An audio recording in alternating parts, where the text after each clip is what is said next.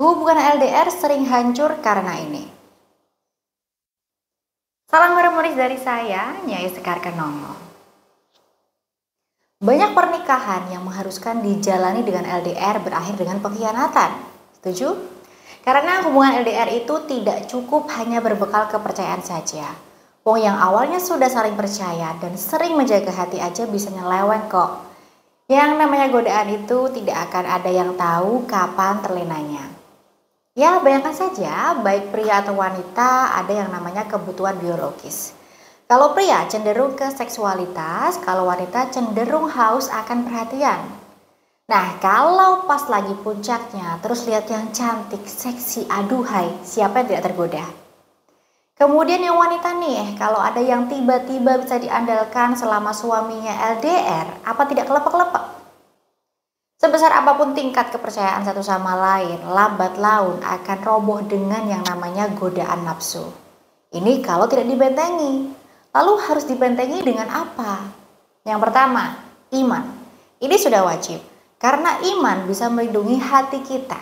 Karena apa? Karena ketika kita baru mikir maksiat saja, kalau ingat sama Tuhan dan takut murkanya, maka sudah muncul rasa takut sendiri dan merasa bersalah sama pasangan. Nah, iman ini akan menumbuhkan energi positif yang bisa menjadi perlindungan diri ketika jauh dari suami atau istri. Yang kedua, iman ada tapi tidak ada kepercayaan juga sama saja. Ya, katakanlah kita punya iman, ibadah kencang, tapi ada kabar miring sedikit tentang pasangan, terus kita percaya saja dan emosi. Jadi selain kepercayaan harus ada akal sehat ya. Yang ketiga, harus punya benteng kuat. Orang-orang zaman dahulu kalau merantau atau melakukan perjalanan jauh dari keluarga biasanya dibekali dengan yang namanya ageman atau jimat. Tujuannya apa? Agar selama di perantauan, di tempat yang jauh dari keluarga, dia selalu terlindungi baik dari niat jahat orang lain ataupun energi-energi jahat yang mencoba untuk merusak perjalanannya. Nah, ageman atau jimat ini bisa berupa nasihat, bisa berupa amalan doa, bisa juga berupa benda-benda tertentu.